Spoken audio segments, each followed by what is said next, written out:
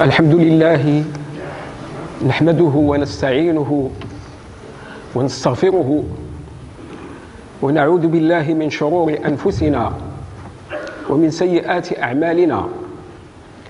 من يهده الله فلا مضل له ومن يضلل فلا هادي له، وأشهد أن لا إله إلا الله وحده لا شريك له، وأشهد أن محمدًا عبده ورسوله. أما بعد، فإن أصدق الحديث كتاب الله، وخير الهدي هدي محمد صلى الله عليه وسلم، وشر الأمور محدثاتها، وكل محدثة بدعة، وكل بدعة ضلالة، وكل ضلالة في النار.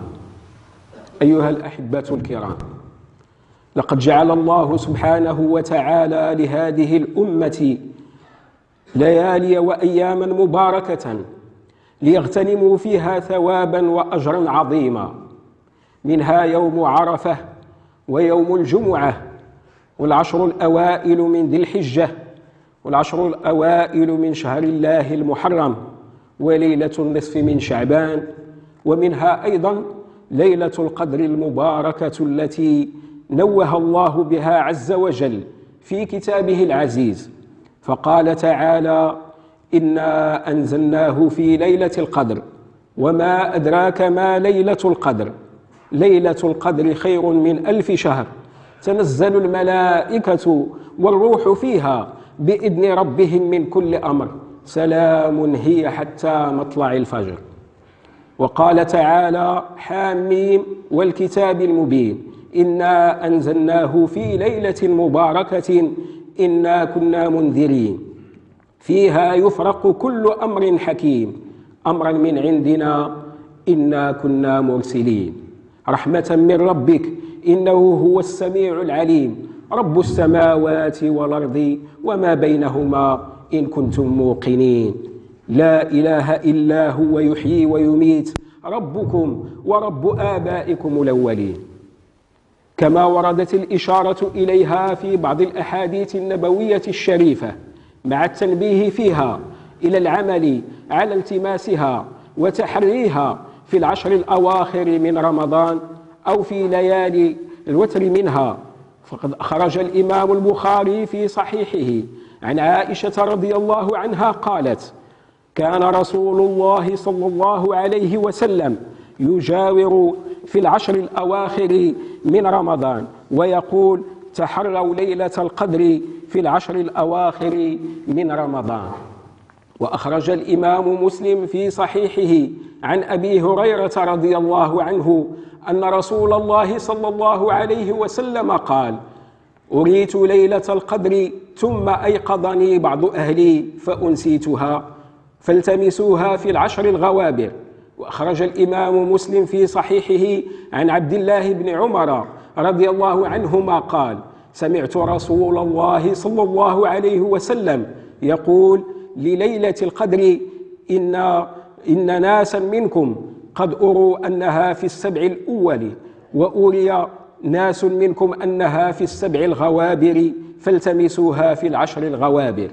وأخرج الإمام مسلم في صحيحه عن عبد الله بن عمر رضي الله عنهما قال: قال رسول الله صلى الله عليه وسلم: تحينوا ليلة القدر في العشر الأواخر، أو قال في التسع الأواخر.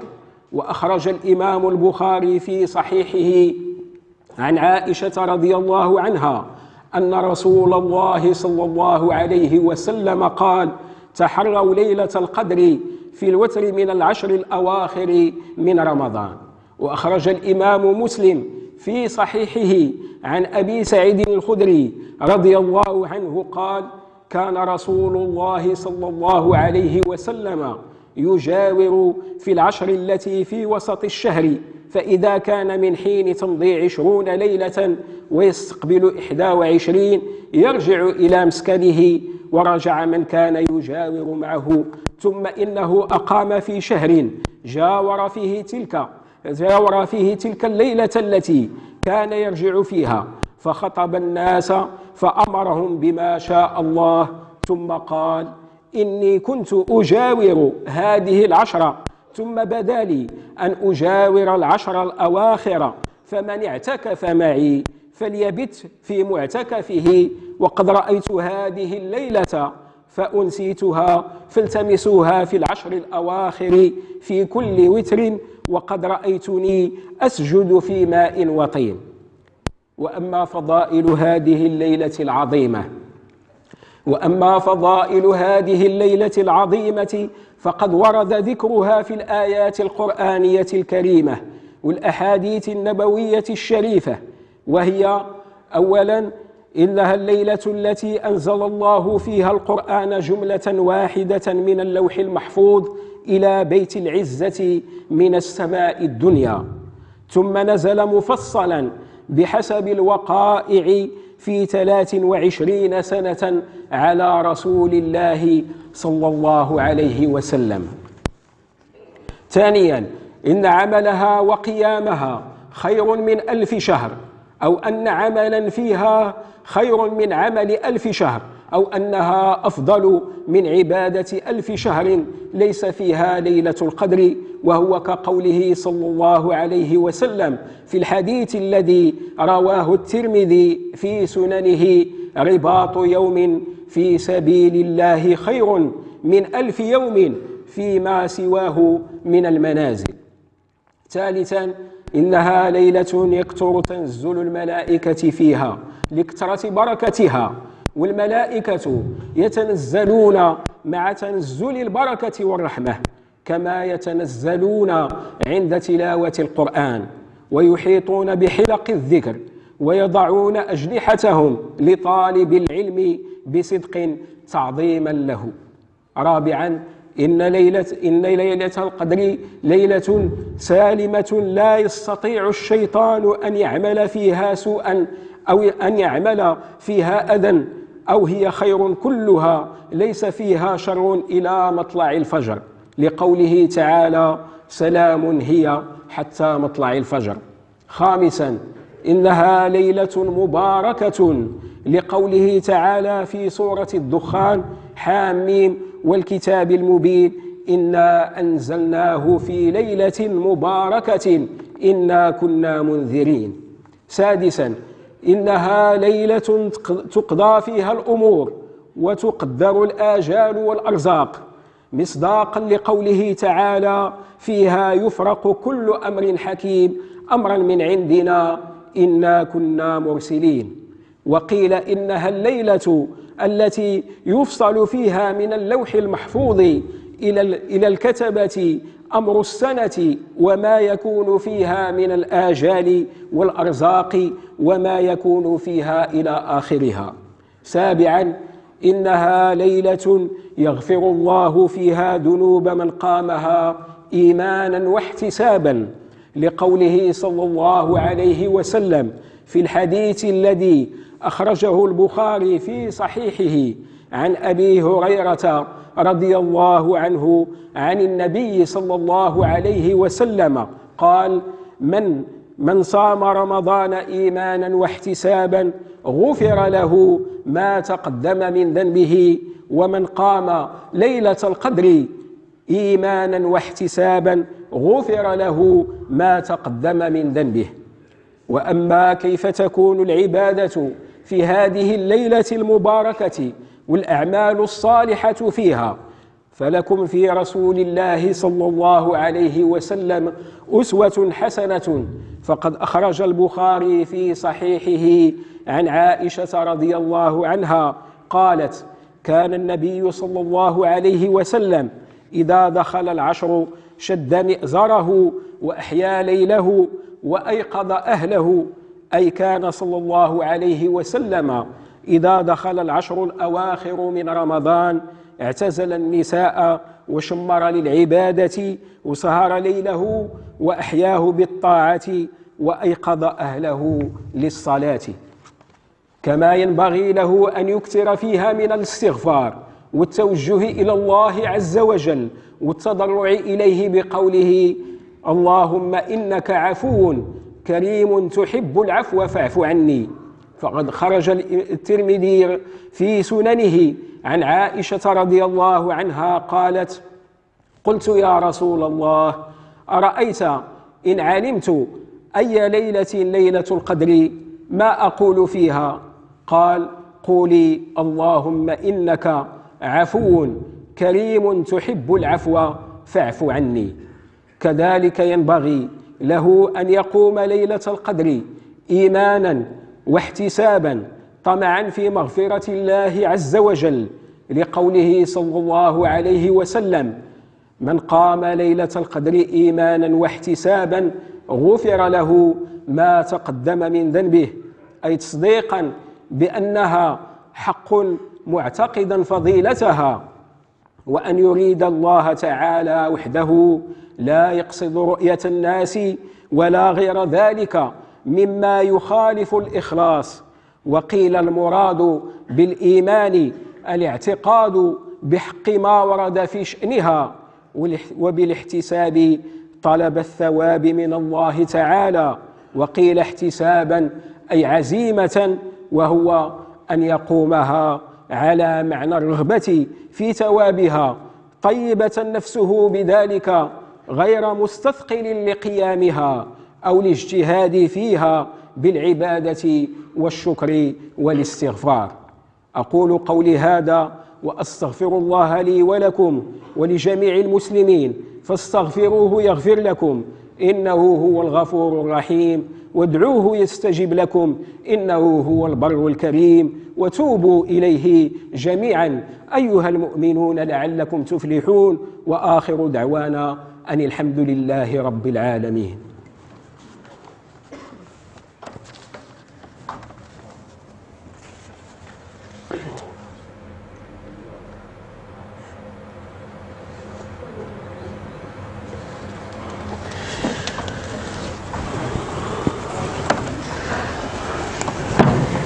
الحمد لله رب العالمين. Louange à Allah, Seigneur de l'univers, le tout miséricordieux, le très miséricordieux, maître du jour de la restribution. C'est lui qui a envoyé son messager, Mohammed, paix et bénédiction de Dieu sur lui, avec la bonne direction et la religion de la vérité, afin qu'elle triomphe sur toute autre religion, quelque répulsion qu'en aient les associateurs.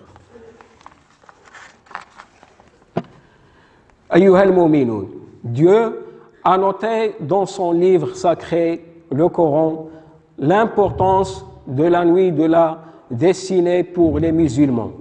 Dieu Tout-Puissant a dit: nous l'avons certes fait descendre le Coran pendant la nuit d'Al-Qadr, et qui te dira ce qui la nuit d'Al-Qadr. La nuit d'Al-Qadr est meilleure que 1000 mois.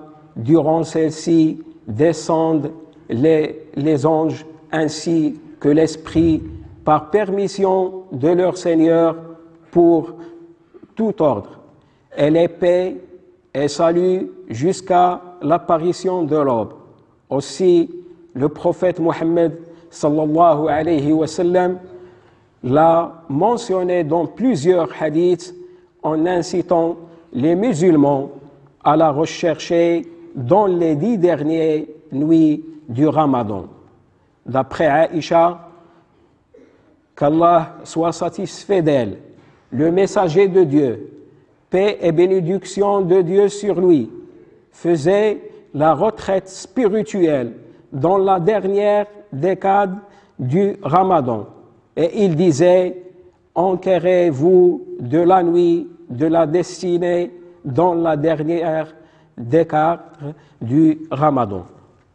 Suivant Aïcha, qu'Allah soit satisfait d'elle, le messager de Dieu, paix et bénédiction de Dieu sur lui, dit: enquérez-vous de la nuit de la destinée parmi les nuits impaires dans la dernière décade du Ramadan.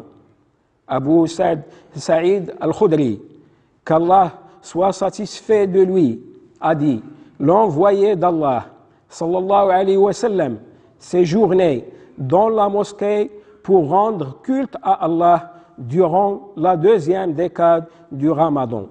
Dès l'écoulement de la 20e nuit et l'arrivée de la 21e, elle regagnait sa demeure, ainsi que tous les fidèles qui séjournaient avec lui au cours du Ramadan d'une autre année.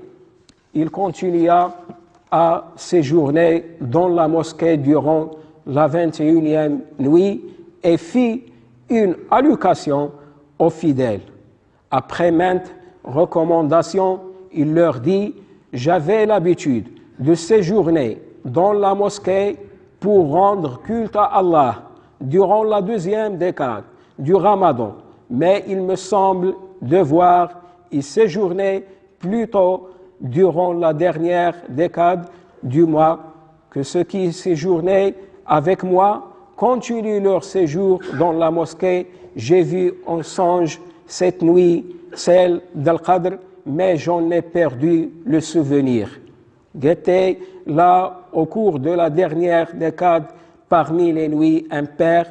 J'ai vu en songe également que je prosternais dans de l'eau et de la boue. D'après ces versets coraniques et traditions prophétiques, nous remarquons que la nuit de la destinée a plusieurs vertus. Au premier plan, l'adoration de Dieu dans la nuit d'Al-Qadr est meilleure que l'adoration de Dieu dans 1000 mois. Puis durant celle-ci descendent les anges ainsi que l'Esprit par permission de leur Seigneur pour tout ordre. Et celui qui veille en prière dans cette nuit avec foi et bonne conjecture aura le pardon pour ses fautes passées.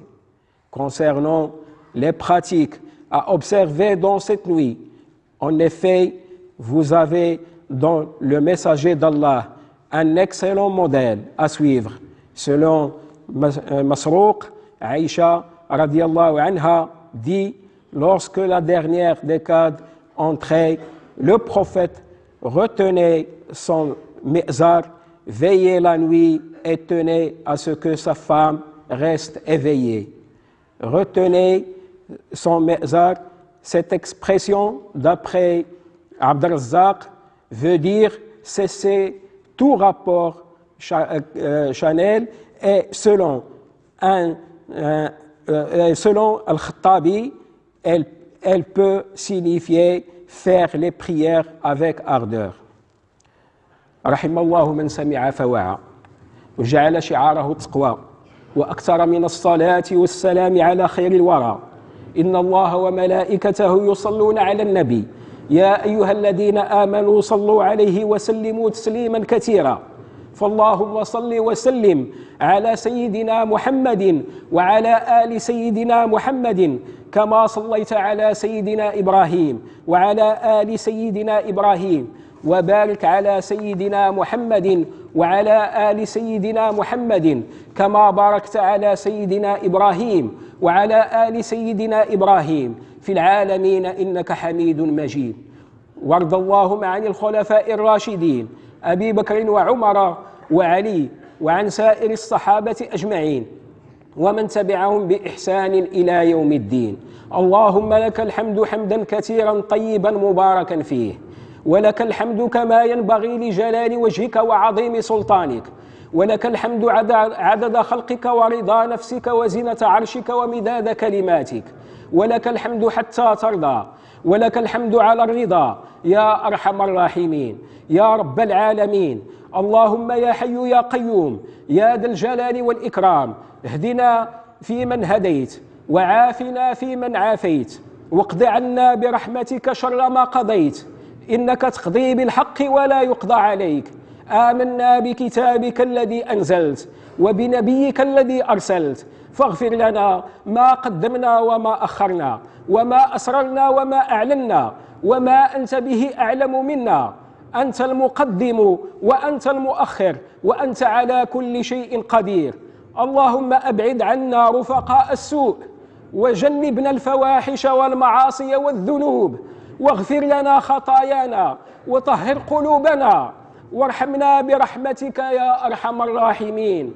اللهم يا نور السماوات والأرض ويا عماد السماوات والأرض، ويا جبار السماوات والأرض، ويا ديان السماوات والأرض، ويا وارث السماوات والأرض، ويا مالك السماوات والأرض، ويا عظيم السماوات والأرض، ويا عالم السماوات والأرض، ويا قيوم السماوات والأرض، ويا رحمن الدنيا ورحيم الآخرة، إليك رفعنا أكفنا، وفيما عندك عظمت رغبتنا، فاقبل توبتنا ومعذرتنا، وارحم ضعف قوتنا، واجعل لنا من كل خير نصيبا، وإلى كل خير سبيلا، وبرحمتك يا أرحم الراحمين يا رب العالمين.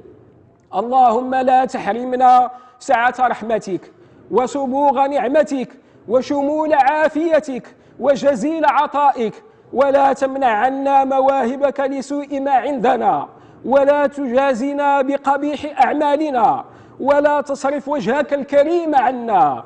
اللهم يا رازق السائلين، ويا راحم المساكين، ويا ذا القوة المتين، ويا خير الناصرين، ويا ولي المؤمنين، ويا غياث المستغيثين، إياك نعبد وإياك نستعين. اللهم إنا نسألك رزقا واسعا طيبا مباركا فيه، ونسألك فهم النبيين وحفظ المرسلين والملائكة المقربين. اللهم اجعل ألسنتنا عامرة بذكرك وقلوبنا بخشيتك، وإنك على كل شيء قدير. اللهم أعنا ولا تعن علينا، وانصرنا ولا تنصر علينا، وامكر لنا ولا تمكر علينا، واهدنا ويسر الهدى إلينا، وانصرنا على من بغى علينا. اللهم اقسم لنا من خشيتك ما تحول بيننا وبين معاصيك، ومن طاعتك ما تبلغنا به جنتك، ومن اليقين ما تهون به علينا مصائب الدنيا. اللهم يا كريم يا عظيم يا رحمن يا رحيم، أنت المقدم وأنت المؤخر، وأنت على كل شيء قدير. اللهم إنا نسألك يا فارج الهم، ويا كاشف الغم، ويا مجيب دعوة المضطرين، ويا رحمن الدنيا ورحيم الآخرة، ارحمنا برحمتك يا أكرم الأكرمين. اللهم لا تؤاخذنا بما فعل السفهاء منا، ولا تعملنا بما نحن أهله، وعاملنا بما أنت أهله. اللهم افتح لنا خزائن رحمتك، وارزقنا من فضلك الواسع رزقا حلالا طيبا، ولا تحوجنا ولا تفقرنا إلى أحد سواك، وزدنا لك شكرا وإليك فقرا وفاقة، وبك عمن سواك غنى وتعففا. اللهم لا هادي لمن أضللت، ولا معطي لمن منعت، ولا مانع لما أعطيت، ولا باسط لما قبضت، ولا مقدم لما أخرت، ولا مؤخر لما قدمت. اللهم ارزقنا حبك وحب من يحبك. اللهم لا تمنع عنا بذنوبنا فضلك ورحمتك يا أرحم الراحمين ويا أكرم الأكرمين. اللهم لا تسلط علينا بذنوبنا من لا يخافك فينا ولا يرحمنا. اللهم ارزقنا لذة النظر لوجهك الكريم، والشوق إلى لقائك غير ضالين ولا مضلين وغير مفتونين. اللهم ضللنا تحت ظلك يوم لا ظل إلا ظلك.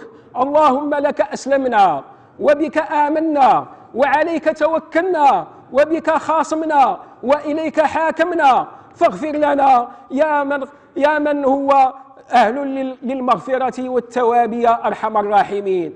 فاغفر لنا ما قدمنا وما أخرنا، وما أسررنا وما أعلنا. أنت المقدم وأنت المؤخر، لا إله إلا أنت الأول والآخر والظاهر والباطن.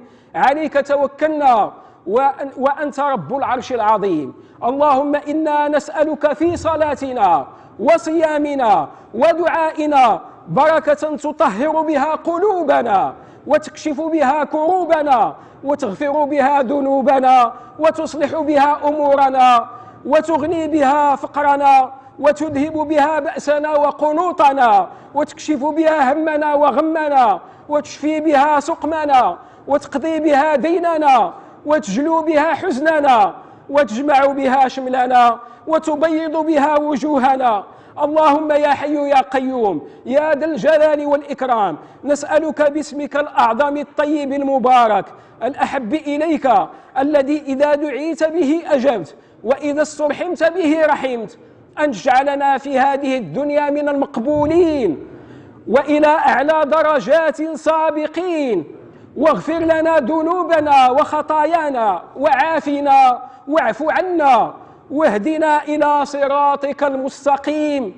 وصل اللهم وسلم على حبيبنا ونبينا وقرة أعيننا سيدنا محمد المصطفى الأمين والمبعوث رحمة للعالمين، وعلى آله الطيبين الطاهرين وصحابته أجمعين ومن تبعهم بإحسان إلى يوم الدين. سبحان ربك رب العزة عما يصفون، وسلام على المرسلين، والحمد لله رب العالمين.